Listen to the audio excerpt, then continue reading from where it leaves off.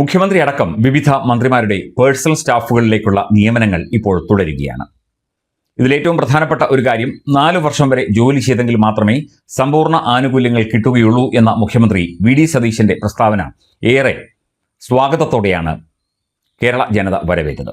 പിണറായി സർക്കാരിന്റെ കാലത്ത് 2 കൊല്ലം കൂടുമ്പോൾ പേഴ്സണൽ സ്റ്റാഫുകളെ മാറ്റുകയും അങ്ങനെ പേഴ്സണൽ സ്റ്റാഫുകൾ ഒരു മന്ത്രിയുടെ കാലാവധി കഴിയുമ്പോൾ ഏതാണ്ട് 100 പേർക്ക് അടുത്ത് വരികയും ഈ 100 പേർക്കും പെൻഷനും മറ്റ് ആനുകൂല്യങ്ങളും കൊടുക്കാൻ ജനങ്ങൾ ബാധ്യസ്ഥരാവുകയും ചെയ്യുന്ന ഒരു ദുരവസ്ഥയിലൂടെയാണ് നമ്മൾ ഇത്രയും കാലം കടന്നുപോയത്.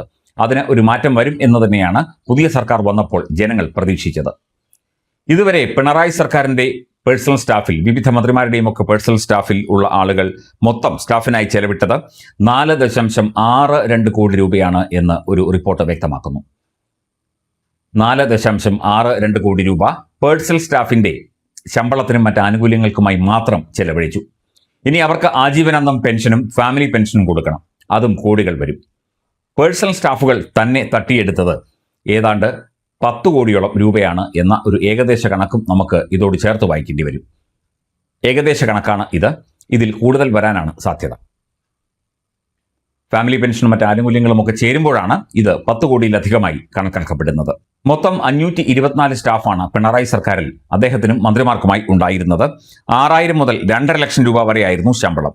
കുറവ് ശമ്പളം വ്യവസായ മന്ത്രിയുടെ ഓഫീസിലെ കുക്കിനായിരുന്നു. 6033 രൂപയാണ് അദ്ദേഹത്തിന് ശമ്പളം കിട്ടിയത്. 2 ലക്ഷത്തിൽ കൂടുതൽ ശമ്പളം ഉണ്ടായിരുന്നത് 11 പേർക്ക്. കുറഞ്ഞ പെൻഷൻ 3350 രൂപ, കൂടിയത് 83,400 രൂപ. പിണറായി വിജയനായിരുന്നു ഏറ്റവും കൂടുതൽ സ്റ്റാഫ് ഉണ്ടായിരുന്നത്. നമുക്കറിയാം, 27 പേരായിരുന്നു അദ്ദേഹത്തിന്റെ സ്റ്റാഫിൽ ഔദ്യോഗികമായി ഉണ്ടായിരുന്നത്. അനൗദ്യോഗികമായി പിന്നെയും പലരും ഉണ്ടായിരുന്നു എന്നും പറയുന്നു. 31,000 രൂപ ശമ്പളം വാങ്ങിയ ഓഫീസ് അറ്റൻഡന്റ് മുതൽ 2.21 ലക്ഷം ഉണ്ടായിരുന്ന സീനിയർ ലീഗൽ കൗൺസിൽ വരെ ഉണ്ടായിരുന്നു അദ്ദേഹത്തിന്റെ സ്റ്റാഫിൽ. അന്നത്തെ പ്രതിപക്ഷ നേതാവ് വി.ഡി. സതീശൻ ഉണ്ടായിരുന്നത് 25 സ്റ്റാഫായിരുന്നു. വൈദ്യുതി, പട്ടികജാതി, പിന്നോക്കക്ഷേമം, ഫിഷറീസ് മന്ത്രിമാർക്ക് 25 പേർ വീതം, തദ്ദേശ ഗതാഗത മന്ത്രിമാർക്ക് 24 പേർ വീതം. അങ്ങനെയായിരുന്നു ഈ സ്റ്റാഫുകളുടെ എണ്ണം ഉണ്ടായിരുന്നത് പിണറായി സർക്കാരിൽ.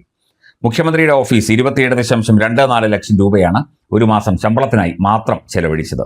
പ്രതിപക്ഷ നേതാവിന്റെ ഓഫീസ് 25.6 ലക്ഷം, ചീഫ് വിപ്പിന്റെ ഓഫീസ് 20.44 ലക്ഷം, മന്ത്രിമാരുടെ സ്റ്റാഫ് 3.89 കോടി രൂപയാണ് ചെലവഴിച്ചത്.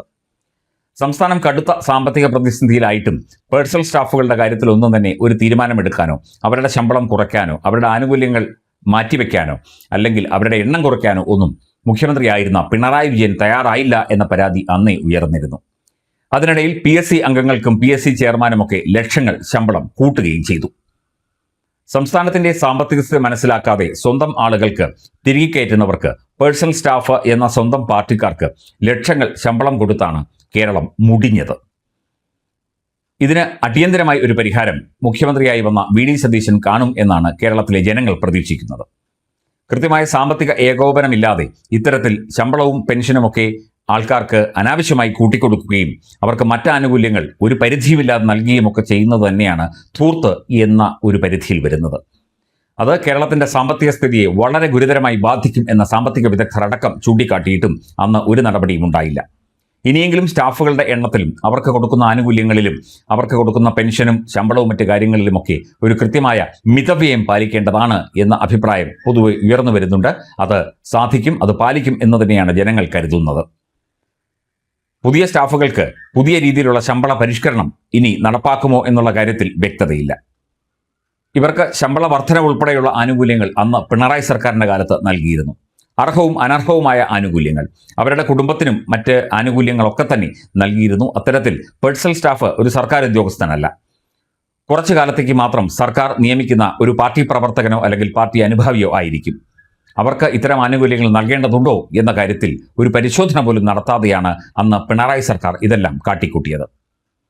വി.ഡി. സതീശൻ അത്തരം കാര്യങ്ങളിൽ ഇടപെട്ട് വേണ്ട നടപടി കൈക്കൊള്ളും എന്ന് റിപ്പോർട്ടുകൾ പുറത്തു വന്നിരുന്നു. അത് ഉണ്ടാകട്ടെ എന്ന് നമുക്ക് പ്രത്യാശിക്കാം.